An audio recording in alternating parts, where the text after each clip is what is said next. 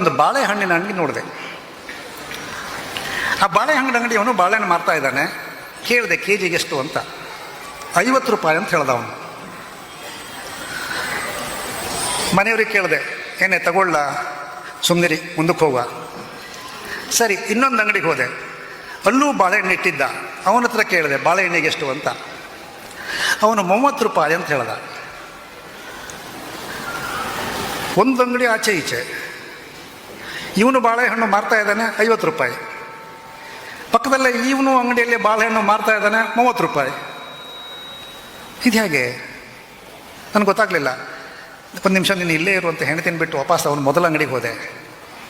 ಅಲ್ಲಯ್ಯ, ಅವನು 30 ರೂಪಾಯಿಗೆ ಬಾಳೆಹಣ್ಣು ಮಾರುವಾಗ ನಿನ್ನ ಪಕ್ಕದವನು ಇಂಥ ಸ್ಪರ್ಧಾ ಯುಗದಲ್ಲಿ 50 ರೂಪಾಯಿ ಅಂದರೆ ನಿನ್ನ ಬಾಳೆಹಣ್ಣು ಯಾರು ತಗೊಳ್ತಾರೆ ಮಾರೆ ಅಂತ ಕೇಳಿದ್ದಕ್ಕೆ ಅವನು ಏನು ಹೇಳ್ದ ಗೊತ್ತಾ? ನಾನು ಬಾಳೆಹಣ್ಣಿನ ಇಡೀ ಗೊನೆ ಇಟ್ಟುಕೊಂಡೇ ಮಾರ್ತಾ ಇದ್ದೇನೆ. ನೀವು ಹಣ್ಣು ಕೇಳಿದ್ರೆ ಬಾಳೆಹಣ್ಣಿನ ಗೊನೆಯಿಂದ ಕಿತ್ತು ಕೊಡ್ತೇನೆ. ಅವನದು ಅದೆಲ್ಲ ಉದುರಿ ಕೆಳಗಡೆ ಬಿದ್ದಿರೋ ಹಣ್ಣು ಅಂತಂದ. ನನಗೆ ಒಮ್ಮೆಗೆ ಬಿಸಿ ನೀರನ್ನು ಹೀಗೆ ಚೋಕಿದಾಗ ಆಯಿತು. ಯಾಕೆ ಹೇಳಿ?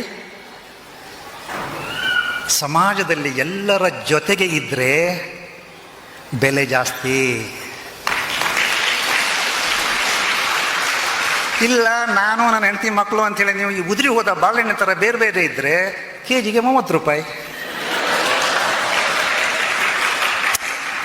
ಅಲ್ಲೇ ನನಗೆ ಅನಿಸಿದ್ದು, ಅಯ್ಯೋ ಅದೆಲ್ಲ ಅವ್ರು ಮೇಳ ಮರ್ರ ರೋಟ್ರೆ ಜಯ ಜಯಕಾರ ಮಕ್ಕಳು ಸಿತ್ತ ಕಾಣಿ ಅಂತ ಅವ್ರು ಹೇಳಿದ್ದಕ್ಕೆ ನನಗನ್ನಿಸ್ತು, ಸಮಾಜದಲ್ಲಿ 4 ಜನರ ಜೊತೆಗೆ ಯಾರು ಇರ್ತಾರೆ ಅವರಿಗೆ ಬೆಲೆ ಜಾಸ್ತಿ, ಮೌಲ್ಯ ಜಾಸ್ತಿ, ತೂಕ ಜಾಸ್ತಿ, ಅವನ ಬದುಕಿನ ಸಾರ್ಥಕ್ಯ ಜಾಸ್ತಿ.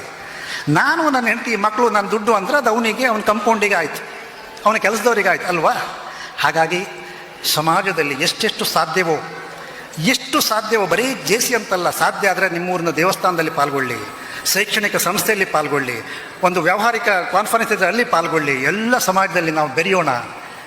ಬೆರೆತಾಗ ನಾನು ಯಾರು ಅಂತ ಗೊತ್ತಾಗತ್ತೆ. ನನಗೂ ಕೂಡ ನಾನು ಯಾರು ಅಂತ ಗೊತ್ತಾಗಿದ್ದು ಈಗ ಊರು ತಿರುಗ್ತಾನೆ.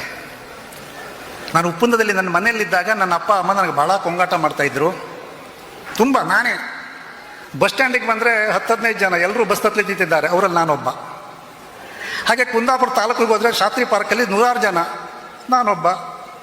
ಉಡುಪಿ ಜಿಲ್ಲೆಗೆ ಹೋದರೆ ಇಡೀ ಜಿಲ್ಲೆಯವರೆಲ್ಲ ಅಲ್ಲಿ ಬಂದ್ಕೊಂಡಿದ್ದಾರೆ, 1000 ಜನ ಅಲ್ಲ, 10-20 ಸಾವಿರ ಜನರಲ್ಲಿ ನಾನೊಬ್ಬ. ಅಂದರೆ ನಾನು ಯಾರು ಅಂತ ಗೊತ್ತಾಗಬೇಕಿದ್ರೆ ನೀವು ಮತ್ತಷ್ಟು ಎತ್ತರಕ್ಕೆ ಇರಬೇಕು.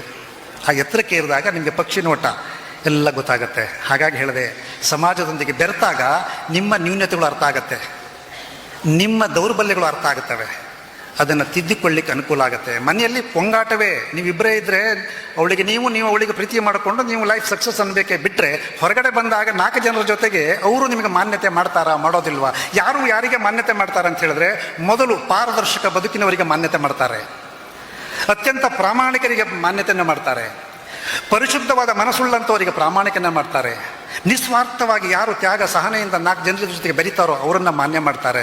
ಇದೆಲ್ಲ ಗುಣಗಳು ನಮ್ಮೊಳಗೆ ಸೇರ್ಕೊಳ್ಬೇಕಾದ್ರೆ ಮನೆಯಲ್ಲ, ಸಮಾಜದಲ್ಲಿ ಸೇರಬೇಕು, ಸಮಾಜದಲ್ಲಿ ಬೆರೀಬೇಕು.